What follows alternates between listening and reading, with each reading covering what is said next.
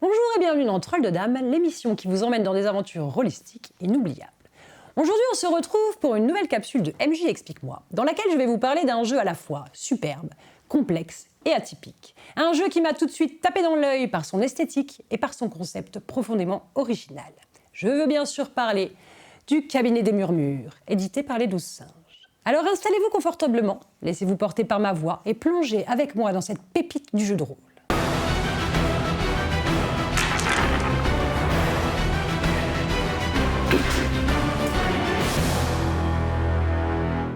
Le Cabinet des Murmures est un jeu publié par les 12 Singes, né d'une campagne de financement participatif lancée fin 2019. Depuis sa sortie, il a su se faire remarquer et a reçu une reconnaissance méritée. Le prix Rollis 2021 pour son système de jeu, le Grog d'Or 2021 et finaliste du Graal d'Or 2022. Le jeu s'est enrichi depuis de plusieurs extensions, qu'elles soient scénaristiques ou sous forme d'aide de jeu. Comme souvent avec les 12 Singes, on a ici un projet différent, atypique, aussi bien dans le fond que dans la forme. Son auteur, Mathias Haddad, n'a pas seulement signé les textes, il a également assuré la direction artistique complète du jeu, illustration, mise en page, ambiance visuelle. Tout a été pensé avec une cohérence remarquable. Le résultat est visuellement raffiné, un format A4 rigide, une impression couleur sur papier glacé et une alternance élégante entre illustration originale et photographie d'époque subtilement intégrée. Un choix esthétique fort qui renforce l'immersion dans l'univers du jeu tout en conservant un vrai confort de lecture. Le Cabinet des Murmures est un jeu de rôle narratif et psychologique singulier. Il propose une expérience fondée sur l'introspection, la coopération conflictuelle et l'exploration d'un univers uchronique riche et étrange. Au cœur du jeu, une idée forte et plutôt inédite. Plusieurs joueurs incarnent des esprits défunts, cohabitant tous dans un seul corps vivant, celui d'un médium. Ce corps devient alors le théâtre d'une intelligence collective fragmentée, où s'expriment plusieurs voix intérieures. À chaque instant, un seul esprit peut agir dans le monde réel. Il devient alors le comédien. Les autres restent les murmures, témoins passifs ou conseillers insistants, réunis dans un espace mental spécifique qu'on appelle le cabinet. D'où le nom du jeu, le Cabinet des Murmures. Alors ça, c'est très tordu, mais bougrement intelligent. Cette rotation du contrôle donne lieu à des débats internes, à des négociations tendues et parfois à des discordes ouvertes tranchées par le système de jeu. Ici, le personnage collectif est poussé à son paroxysme. Ce n'est plus le joueur qui représente le héros, c'est le groupe entier qui forme une seule entité et dont les décisions sont constamment tiraillées par la diversité des consciences qui l'habitent. C'est un jeu à la fois original, profond et résolument centré sur la parole, la mémoire et le conflit intérieur.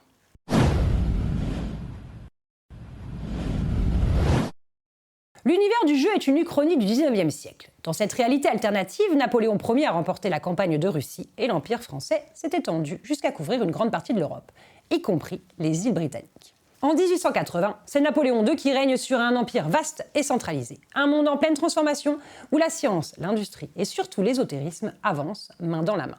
Tout ce cadre est richement développé dans le livre de base. On y explore la chronologie historique, les institutions en place, les grandes figures du monde et bien sûr, les sociétés secrètes. Tout y passe. Rose-Croix, franc-maçon, charbonnerie, autant de cercles occultes omniprésents dans l'univers du jeu.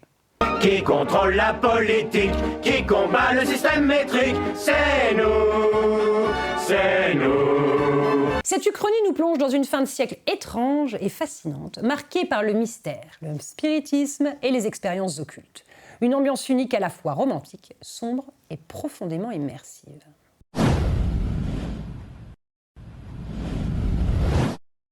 Afin de débuter l'exploration de ces ouvrages, on va commencer par quelque chose de plutôt très important, les différentes fiches qui vont être à votre disposition. Et on va commencer par la fiche d'esprit, afin de savoir comment vous allez créer votre personnage, ce qui n'est pas si simple qu'il n'y paraît. Chaque joueur incarne un esprit. Lors de la création, il va imaginer qui était son personnage avant sa mort, son métier, son histoire, son tempérament et bien sûr les circonstances de sa disparition. Cet ancrage narratif est ensuite structuré mécaniquement par 10 qualités, comme le courage, l'intellect, la coordination ou le charisme, allant de 1 à 5 dés. À chaque qualité correspond un défaut, comme l'imprudence pour le courage, la manipulation pour le charisme. À ces qualités vont s'ajouter des aspects mystiques.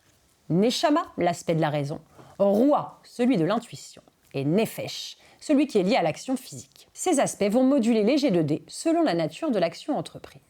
Chaque esprit est aussi enrichi d'acquis, des compétences issues de sa vie passée, comme médecine, bagarre ou théâtre, avec un niveau de maîtrise allant de +1 à +3. Il y a aussi certains acquis qu'on dit des acquis de milieu qui décrivent l'environnement social de l'esprit lors de son vivant. L'aristocratie, les bas-fonds, les milieux universitaires, qui vont permettre d'inclure dans le récit des contacts ou des adversaires issus de son passé. L'énergie vitale de l'esprit est mesurée par le périsprit, une jauge de 9 points qui peut servir à améliorer un jet, activer un pouvoir ou encore invoquer un objet marquant de sa vie passée. Une bague, un journal intime, un rasoir, un jeu de cartes. Le périsprit est une ressource précieuse mais limitée. Le régénérer nécessite d'accomplir une action en lien avec son aspect dominant. Par exemple, vous battre, vous faire tatouer, ou danser toute la nuit pour Nefesh, ou lire un livre, assister à une conférence ou convaincre que vos idées sont les meilleures pour Neshama. Chaque esprit dispose de 6 pouvoirs répartis en 3 niveaux, tirés aléatoirement au début du scénario ou de la campagne, garantissant que chaque joueur possède une signature ésotérique unique. À cette fin, vous allez disposer d'un superbe jeu de cartes qui va grandement vous faciliter la tâche. Il vous suffira de faire la distribution des pouvoirs en début de partie. Certains de ces pouvoirs sont défensifs, d'autres narratifs ou plus spectaculaires, mais tous requièrent d'être placés sur la sphère de l'arbre de vie correspondante et une dépense en périsprit pour être activée. Ici. Certains ne sont activables que lorsque vous êtes comédien, d'autres peuvent l'être depuis le cabinet. À présent, on va voir la deuxième fiche dont vous allez disposer afin d'interpréter votre personnage, c'est d'être la fiche de corps. Le corps du médium, que les esprits habitent ensemble, est une entité à part entière. Il possède ses propres attributs, comme l'agilité, la robustesse, l'étrangeté ou encore l'innocence, chacune notée de 0 à +3. Il dispose aussi d'un système de points de santé répartis par zone, la tête, les bras, le torse, les jambes. Et seul le comédien peut utiliser le corps, et donc ses points, afin de parler, d'agir, de toucher, de se battre. Les murmures, eux, doivent se contenter de souffler à l'oreille de celui qui agit. Le passé du médium est souvent assez flou, car son esprit d'origine devient à son tour un esprit parmi les autres. L'événement déclencheur de cette transformation, qu'on appelle l'éclosion, fait office d'origine mystérieuse pour l'aventure. Vous trouverez un résumé très pratique à la fin du livre pour la création de votre esprit et du corps.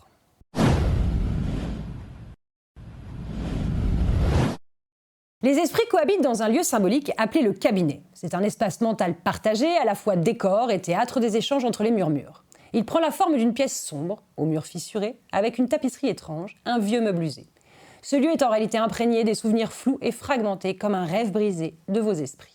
C'est depuis ce cabinet que les esprits observent le monde grâce au sens du médium. Mais c'est aussi un espace de discussion constante. On y parle stratégie, on débat, on s'affronte aussi parfois. C'est là que se construit le dialogue intérieur, le cœur même du jeu. Chaque esprit possède aussi un jardin secret, un lieu onirique et personnel où il peut s'isoler. Et en dépensant un point de périsprit, il peut y revivre un souvenir préparé par le MJ qui a des chances d'avoir un rapport avec le scénario en cours. Ces scènes vont venir enrichir la narration, révéler des éléments d'intrigue ou approfondir les liens entre les différents personnages. Le joueur peut à l'occasion inviter d'autres esprits à le rejoindre, mais il reste le maître de son jardin. C'est un moment d'intimité, de révélation et de connexion. Une sorte de respiration narrative au milieu du tumulte du cabinet.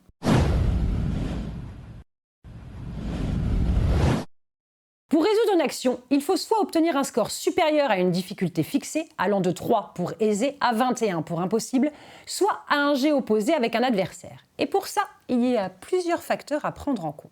Alors accrochez-vous. On lance autant de dés à 6 faces que la valeur de la qualité utilisée. On va garder le meilleur résultat, sauf dans le cas où on tenterait une embellie, mais ça on va y revenir, auquel on va ajouter le modificateur d'aspect approprié, les bonus éventuels d'acquis, les attributs du corps et un point de périsprit si désiré. Un petit exemple concret. Dans le cadre d'un test de crochetage, par exemple, je vais utiliser la qualité coordination pour laquelle j'ai 3 dés.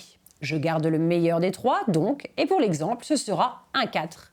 À ce 4, je vais ajouter le modificateur de Nefesh, qui est lié aux actions physiques que j'ai à +1, ainsi que l'attribut du corps habileté à +2, soit un total de 7, ce qui constitue une réussite normale face à une difficulté dite moyenne. Le truc, c'est que le seuil de difficulté peut aller jusqu'à 21, c'est-à-dire quasiment impossible. Et pour ça, il va falloir faire une réussite miraculeuse. C'est là que va intervenir le système d'embellie.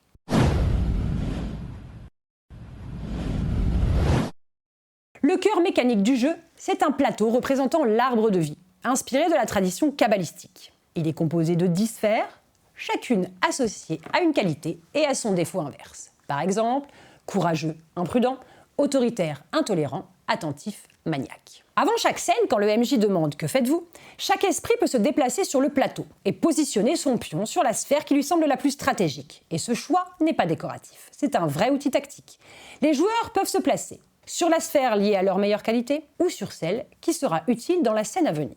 Par exemple, Si votre score en courage est élevé, vous aurez tout intérêt à vous positionner sur la sphère courageux. Si une scène de séduction se profile, charismatique devient alors un excellent choix. Mais alors me direz-vous, quel est l'intérêt de ce positionnement ? Eh bien, c'est lui qui va conditionner la possibilité de réaliser une embellie, c'est-à-dire une réussite exceptionnelle, spectaculaire, mais non obligatoire pour réussir une action de base. Pour obtenir une embellie, l'esprit doit être placé sur la sphère correspondant à la qualité utilisée. Lors du jet de dés, si les conditions sont réunies, les 6 vont s'additionner, sauf s'ils sont annulés par des 1. On va ajouter le deuxième meilleur dé, puis les modificateurs habituels. Le résultat peut ainsi vraiment changer le cours de la scène. Mais attention, si un 1 reste dans le jet, c'est ce qu'on appelle un désastre, un échec grave, souvent accompagné de lourdes conséquences. Heureusement, là encore, il y a une solution. Accepter un point de défaut pour éviter le désastre. Mais prudence, au-delà de 5 points dans un même défaut, l'esprit deviendra alors corrompu.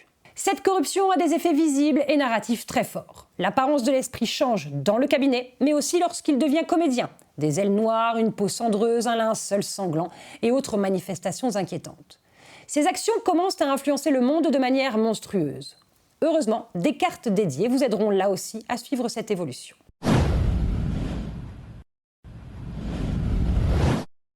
Dans le cabinet des murmures, les combats se déroulent en tours divisés en rangs d'action. Les murmures agissent en premier, rang 0, puis c'est au tour du comédien et des PNJ selon l'ordre d'initiative.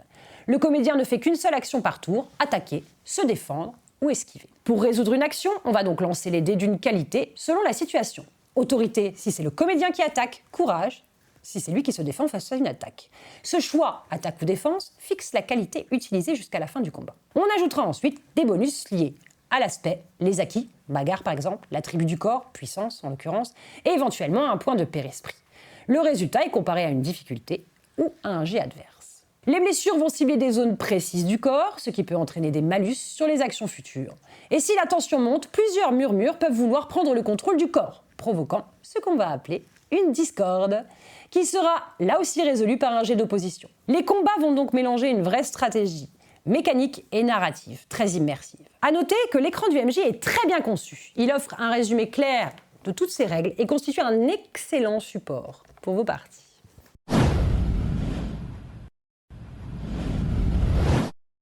Dans le cabinet des murmures, le spiritisme occupe une place centrale. Ce n'est pas juste un élément de décor ou d'ambiance, c'est une vraie clé narrative et mécanique qui va permettre aux esprits d'interagir avec le monde des morts et avec d'autres entités invisibles. À la fin du 19e siècle, les cercles spirites, les tables tournantes et les médiums sont très à la mode. Et dans le jeu, les joueurs incarnent justement ce que l'on cherche à contacter. Concrètement, lorsqu'un cercle spirit est organisé par un PNJ ou qu'un médium tente d'entrer en contact avec l'au-delà, un test de spiritisme peut être lancé.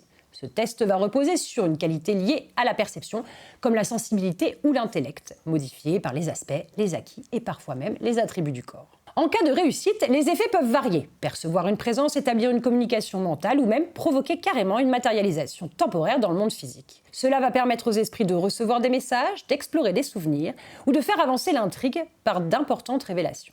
Mais attention, comme toujours dans le cabinet des murmures, le danger est bien réel. Et si le test échoue ou si une embellie est mal maîtrisée, le résultat peut être un désastre. Dans ce cas, ce n'est pas l'esprit recherché qui répond, mais plutôt une entité hostile, un fantôme vengeur, un esprit corrompu ou une force incontrôlable qui va alors menacer l'équilibre du médium et des occupants.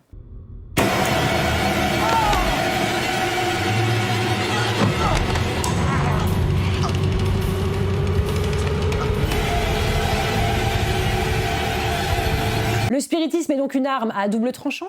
Il enrichit certes l'univers, fait avancer l'histoire, mais il expose aussi les esprits à des forces anciennes et sombres qui rôdent dans les terres. Il rappelle que les personnages évoluent à la frontière entre la vie et la mort, la mémoire et l'oubli, la raison et l'invisible. Le livre de base détaille tout ce cadre métaphysique. On va y découvrir l'origine de l'éther, ses usages, parfois à travers des drogues ou des inventions, et surtout la place des esprits dans ce monde. Vous y trouverez aussi les conséquences de cette réalité, la présence de vampires, de néphilim, d'anges ou bien d'autres figures mystérieuses formant une cosmogonie dense, riche et résolument unique.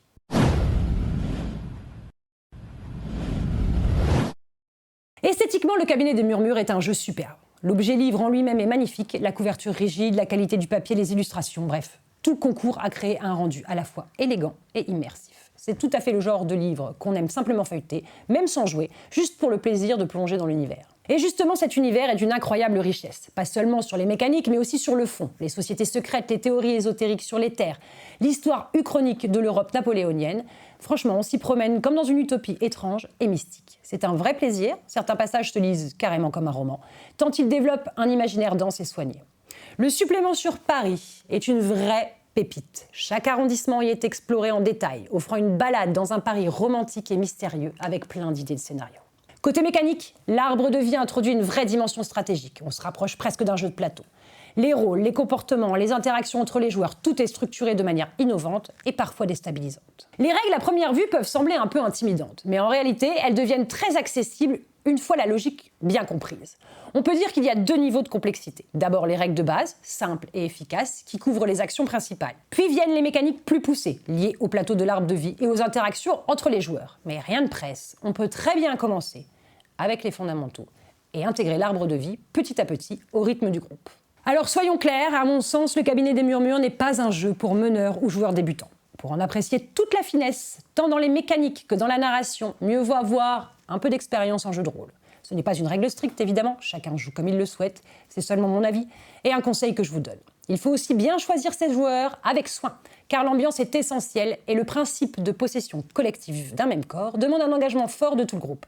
L'objectif, ce n'est pas qu'un seul joueur prenne le contrôle tout le temps, sinon les autres risquent vite de décrocher. Le comédien doit parler à voix haute au murmure dans sa tête. Ça peut être très drôle sur le papier, mais avec des joueurs trop bavards ou indisciplinés, ça devient vite un cauchemar à gérer pour le MJ, surtout en pleine scène sérieuse avec un PNJ. On se retrouve alors avec un personnage principal qui oscille entre schizophrénie, Gilles de la Tourette et crise mystique. Ce qui devait être un interrogatoire intense devient un moment de chaos comique. Bref, il faut de l'écoute, de la coordination et une vraie volonté de raconter tous ensemble. Comme pour un gros jeu de plateau stratégique, il faudra sans doute 1 ou 2 parties d'apprentissage pour bien maîtriser les outils et les mécaniques particulières. Mais croyez-moi, l'expérience en vaut largement la peine. L'univers est riche, cohérent et son esthétique romantique, sombre et ésotérique est tout simplement envoûtante.